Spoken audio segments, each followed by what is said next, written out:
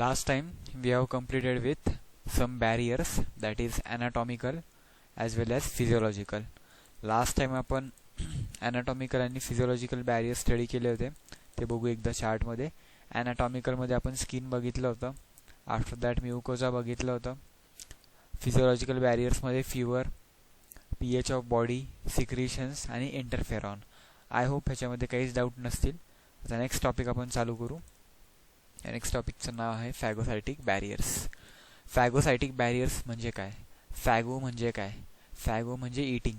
Okay, right in bracket. Phago म्हणजे eating. After that सायटिक म्हणजे sale. आता लास्ट टाइम जे आपण टॉपिक चालू केला होता, the name of the topic was इनेट immunity. इनेट immunity म्हणजे जी जन्मापासून इम्युनिटी प्रेझेंट आहे. लास्ट टाइम आपण ते बघितलं होतं. त्याच्यामध्ये बॅरियर्स ॲनाटॉमिकल, फिजिओलॉजिकल आणि थर्ड कॅटेगरी आपली जी होती त्याचं नाव आहे फॅगोसायटिक बॅरियर्स. आता फॅगोसायटिक बॅरियरमध्ये काय बघायचं आहे? काही सेल्स असतात, ते बॅक्टेरियाला कसे पकडतात आणि त्यांना डिस्ट्रॉय करतात, that we have to see in this topic. सगळ्यात पहिलं जे आहे त्याचं नाव आहे न्यूट्रोफिल्स. न्यूट्रोफिल्स. सेकंड आहे मॅक्रोफेजेस. थर्ड आहे मोनोसाइट्स. तिघांचे नाव सगळ्यात पहिले नोट करा. First neutrophils, next macrophages, next monocyte. तिन्ही इम्पॉर्टंट आहे, तिन्ही नावं नोट करायचे. आता सगळ्यात पहिले न्यूट्रोफिल काय आहे ते समजून घ्या. पांढऱ्या पिशा, ज्याला आपण इंग्लिशमधून WBC म्हणतो. WBCचं सायंटिफिक नेम आहे ल्युकोसाइट्स. ओके, सो न्यूट्रोफिल्स हे काय करतात? फॉरेन पार्टिकलला पकडून त्यांना किल करायचं काम करतात. So that is polymorphonuclear leukocyte. Poly म्हणजे मेनी, सगळ्यात जास्त WBC कोणते आहेत? That is neutrophils. मॉर्फो म्हणजे त्यांचं structure. Here nuclear means nucleus आणि ल्युकोसाइट म्हणजे WBC. This is very very important. त्याच्यानंतर दुसरा कॅटेगरी जो आहे दॅट इज मॅक्रोफेजेस. मॅक्रो म्हणजे बिगर, फेजेस म्हणजे इटिंग. डेफिनेशन इम्पॉर्टंट आहे. डेफिनेशन सिम्पल आहे. Macro are large irregular shape cells. Macro नावातच आहे लार्ज. सो डेफिनेशनची स्टार्टिंग करायची. Macrophages are large irregular shape cells that engulf microbes like virus, cellular debris in response to an infection. ह्याचं meaning काय? कोणता virus जर आला, foreign particle, bacteria, cellular debris, simply कोणते जर मायक्रोब्स आपल्या बॉडीमध्ये आले, त्यांना एनगल्फ म्हणजे पकडण्याचं काम हे मॅक्रोफेजेस करतात. हे असं का करतात? त्यांना जर पकडलं नाही, त्यांना जर किल नाही केलं तर व्हॉट विल हॅपन? बॉडीमध्ये इन्फेक्शन होईल. That's why they are called as macrophages. Macro म्हणजे मोठे, फेजेस म्हणजे इटिंग. तिसरी कॅटेगरी आहे monocyte. Very very important. Mono म्हणजे एक, साइट म्हणजे सेल. हा एक मोठा सेल आहे. Okay, that's why it is called as monocyte. हा पण एक प्रकाराचा WBC आहे. WBCचे टोटल 5 प्रकार असतात. एक असता न्यूट्रोफिल, दुसरा असता इओसिनोफिल, तिसरा असता बेसोफिल, चौथा असतो मोनोसाइट आणि पाचवा असतो लिम्फोसाइट. असे 5 प्रकाराचे असतात. आपण अजून सर्क्युलेटरी सिस्टीम कंप्लीट नाही केली आहे, तर त्याच्यामध्ये आपल्याला समजेल. So monocyte are liberated at site of infection and these are later converted into macrophages. म्हणजे काय? इम्पॉर्टंट पॉईंट फक्त ही फर्स्ट लाईन आहे. मोनोसाइट जिथे इन्फेक्शन झालं असेल ते इमिडिएटली तिकडे जातात. Okay, so they liberate at the site of infection. So all these are phagocytic. Phagocytic म्हणजे काय? बेसिकली कोणताही फॉरेन पार्टिकल जर आला त्याला किल करायचं काम हे तिघं करतात. That is neutrophils, macrophages and monocyte. This is very very important. Next is steps of phagocytosis. आता हे स्टेप म्हणजे एक्झॅक्टली हे कसं होतं, that is very very important. आता स्टेप एक एक बघू आपण कसं होतं ते. सो स्टेप्सचे नावं काय आहे ते पण बघू. So first is vasodilation, second is adhesion, third is migration or diapedesis, fourth is chemotaxis and fifth is phagocytosis. This is very very important steps. आता सगळ्यात पहिले ह्या स्टेप्सचं मीनिंग काय आपण या चार्टमध्ये बघू. So this is step of phagocytosis. सगळ्यात पहिले स्टेपचं नाव आहे वॅसोडायलेशन. ह्या 5 स्टेप्स लिहून घ्यायचे तुम्ही. फर्स्ट वॅसोडायलेशन, सेकंड अधेशन लिहून घ्या, third diapedesis, fourth chemotaxis, fifth phagocytosis. Note down the steps. Important steps आहे. त्या स्टेप्सचं मिनिंग काय आपण त्याच्यातच बघणार आहे. So let's start with first step. So that is vasodilation.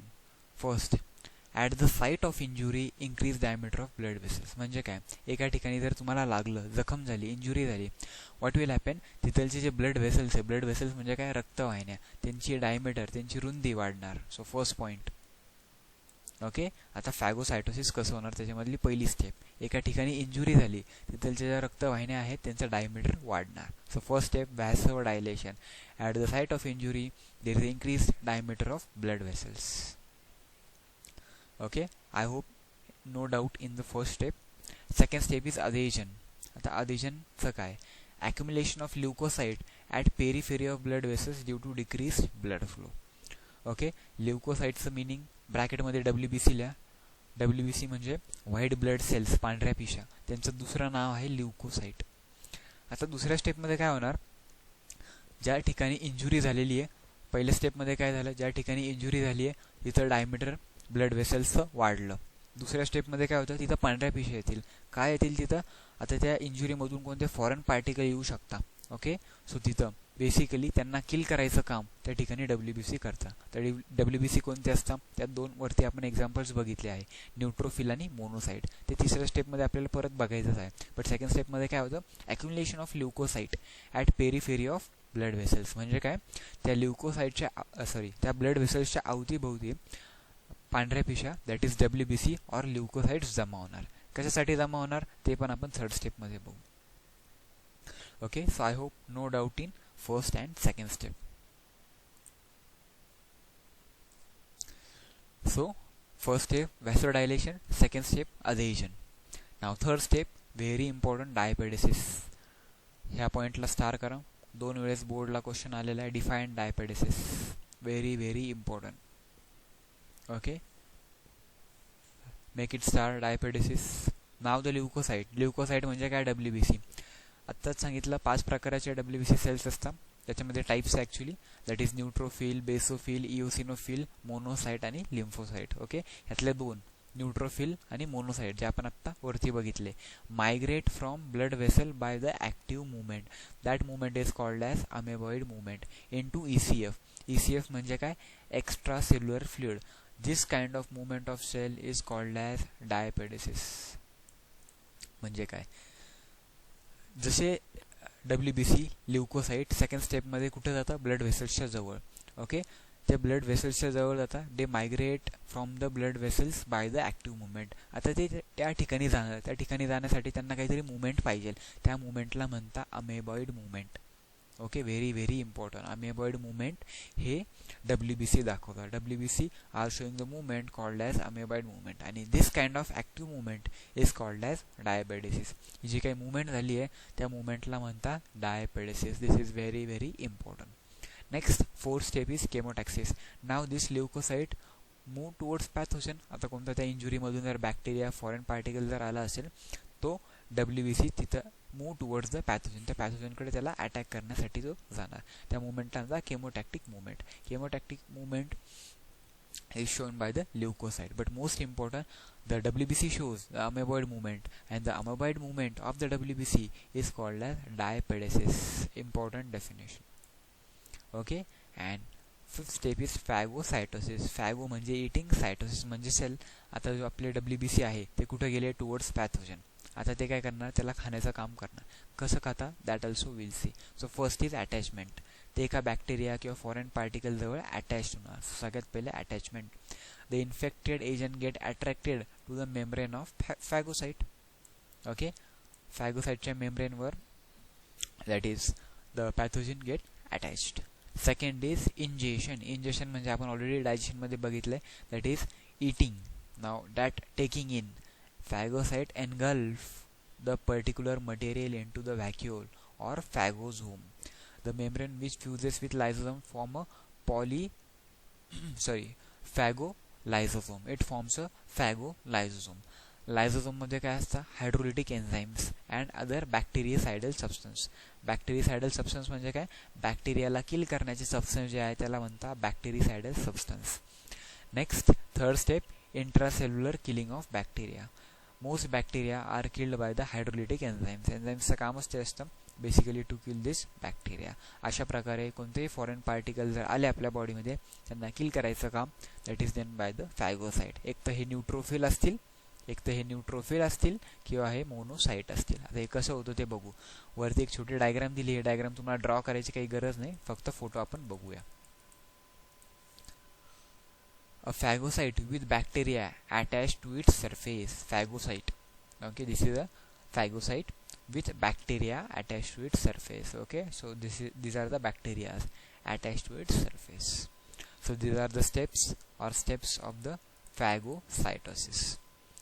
Once again we'll revise it. So ह्या 5 स्टेप्स झाल्या. ह्या महत्त्वाच्या आहे, इम्पॉर्टंट आहे. डायग्राम काही प्रॅक्टिस करायची गरज नाही, कारण की ही डायग्राम आपल्याला काही काढायची नाही आहे.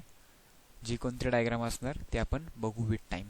सो हा झाला आपला थर्ड टाईप ऑफ बॅरियर, त्याचं नाव आहे phagocytic. This is very very important. नाव एकदा बघून घेऊ परत. Neutrophils, macrophages, monocytes.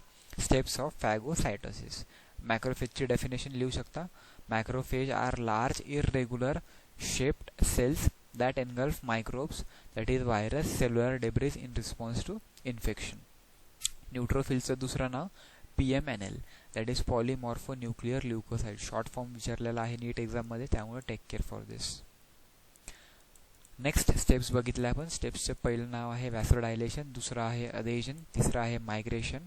Migration word लिहायची काही गरज नाही, डायरेक्ट थर्ड स्टेपमध्ये हे तुमचं नाव आलं पाहिजे, that is diapedesis. Fourth chemotaxis. Fifth phagocytosis. Simple topic आहे, लर्न करायची काही गरज नाही. फर्स्ट स्टेप अजून एकदा बघू.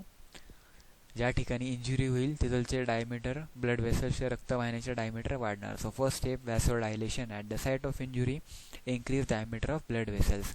आता तिथे इंजुरी झाली, काहीतरी आपल्याला जखम झाली, लागलं आहे त्या ठिकाणी.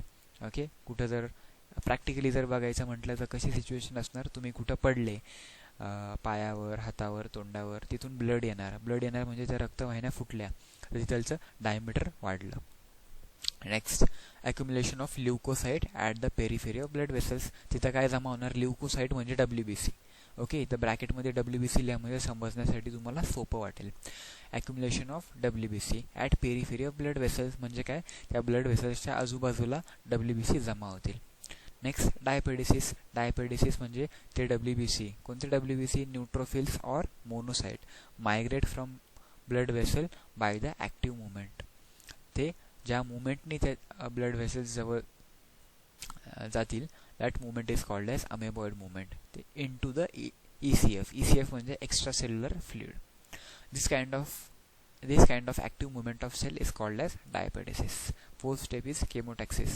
Leukocyte cell move towards pathogen. आता हे pathogen कडे जातील. pathogen कोणी पण असेल, dust particles, bacteria, virus, cellular debris, it can be anything. And fifth step is that is phagocytosis. Phagocytosis मध्ये 3 नावं लिहिली तरी खूप झालं. फर्स्ट अटॅचमेंट, त्याच्यानंतर injection, and third intercellular killing of bacteria. हे स्टेप्स झाल्या. ह्याच्यामध्ये इम्पॉर्टंट पॉईंट काय आहे, the membrane which fuses with lysosomes form a phagolysosome. लायझोझोममध्ये काय असतं, bactericidal enzymes or hydrolytic enzymes. Bactericidal म्हणजे काय, बॅक्टेरी म्हणजे बॅक्टेरिया, सायडल म्हणजे killing. So this is all about 5 steps that is involved in the phagocytosis. I hope no doubt in this topic. That is third. अजून एकदा बघू काय आपण बघतोय. इनेट इम्युनिटी मध्ये सेकंड लेक्चरला आपण जे बघितलं होतं टाइप्स ऑफ इम्युनिटी मध्ये पहिलं बघितलं होतं इनेट. सेकंड टाईपचं फक्त नाव घेतलं होतं, दॅट इज ॲक्वायर्ड इम्युनिटी. त्याच्यानंतर बॅरियर्स बघितले होते आपण. ॲनाटॉमिकल बॅरियर कार बघितलं, फिजिओलॉजिकल बॅरियर बघितलं, फॅगोसायटिक बॅरियर आज बघितलं. आता एक लास्ट कॅटेगरी बघू, इन्फ्लेमेटरी बॅरियर. सिम्पल टॉपिक आहे, लर्न करायची काहीच गरज नाही आहे. इंटरफेरॉन्स पण काल स्टडी केले होते. काल एक होमवर्क दिला होता की टेक्स्टबुक आणायची. सो आय होप टेक्स्टबुक तुम्ही आणली असेल विदाउट वेस्टिंग टाईम. खूप सुट्ट्या झाल्या आता, ऑलरेडी 2-3 महिन्यापासून सुट्टीच्या सगळ्यांना. त्यामुळे आता get ready and be serious for the studies. That is all important now. चलो. last category we'll see, that is inflammatory barriers. The inflammatory barrier म्हणजे काय? Inflammation, local response of living mammalian tissue due to agent is called as inflammation. Very very important definition. म्हणजे काय? एका ठिकाणी जर आपल्याला लागलं ती जागा लाल होते. ओके, ती लाल का होणार? लोकल रिस्पॉन्स, तेवढीच जागा. लोकल म्हणजे तेवढाच area, specific area. So local response of living mammalian tissue, आपल्या बॉडीचा कोणताही टिश्यू रिस्पॉन्स करतो त्या इंजुरीला due to agent. Agent it can be anything, it can be physical injury, chemical injury. Okay, so that is called as inflammation. आता त्याच्यामध्ये काय होणार? पेन, दुखणार, कुठं जर लागलं तर स्वेलिंग येणार, रेडनेस येणार, टेम्परेचर त्या जागेचा वाढणार. Yes or no? Very basic thing. Okay, you can write it as you feel. Okay, हा स्टेटमेंट तुम्ही कसा पण लिहू शकता. when there is inflammation there is a pain, swelling, redness and increase in temperature in local area. Okay, simple example, just assume कुठे तुम्ही पडले, घरात पडले, बाहेर खेळताना जर पडले तर त्या ठिकाणी लागणार, त्या ठिकाणी इंजुरी होणार. तर तिथं पेन होणार का नाही होणार? सो फर्स्ट पॉईंट पेन, ती जागा लाल होणार. रेडनेस, त्या तिथं थोडी सूज पण येऊ शकते. स्वेलिंग, दॅट इज पेन म्हणजे दुखणे, स्वेलिंग म्हणजे सूज येणे, रेडनेस ती जागा लाल होणे, त्याच ठिकाणी थोडंसं टेम्परेचर वाढणार. मग आता तिथून ज्या ठिकाणी तुम्हाला इंजुरी झाली आहे तिथं काही ना काहीतरी एक लोकल रिस्पॉन्स भेटायला पाहिजे. So inflammatory response occurs due to release of histamines and prostaglandins from damaged mast cells. Calls नाही आहे, हा स्पेलिंग चुकलं आहे, इथं सेल्स आहे. At the site of entry of pathogen there is redness, that is vasodilation, swelling of skin due to accumulation of fluid and high temperature, increased BMR, pain due to secretion of allergic substances like histamine, prostaglandin from damaged cells. PGs म्हणजेच prostaglandin stimulate the pain receptors. आता एवढं सगळं लिहून करायची काही गरज नाही आहे. ह्याच्यात आपल्याला फक्त 2 पॉईंट इम्पॉर्टंट आहे. काय? Release of histamine and prostaglandins, very very important. Okay, अजून एक सिम्पल एक्झाम्पल घेऊ. जर तुम्हाला मॉस्किटोनी जर बाईट केला, if there is a sudden bite of mosquito, what will happen?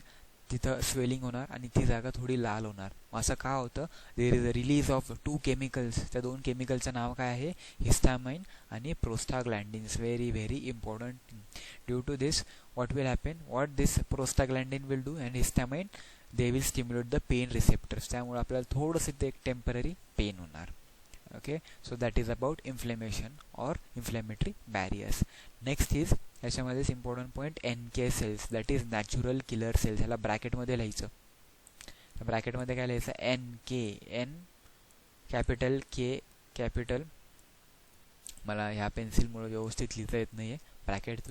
ब्रॅकेटमध्ये तुम्ही इथं लिहायचं, that is natural killer cell. That is very very important. Okay, आता NK सेल्स नावातच आहे, natural killer cells. Killer cells काय करता? Virus infected cells and some tumors of cells by creating perforin. I'll just erase this.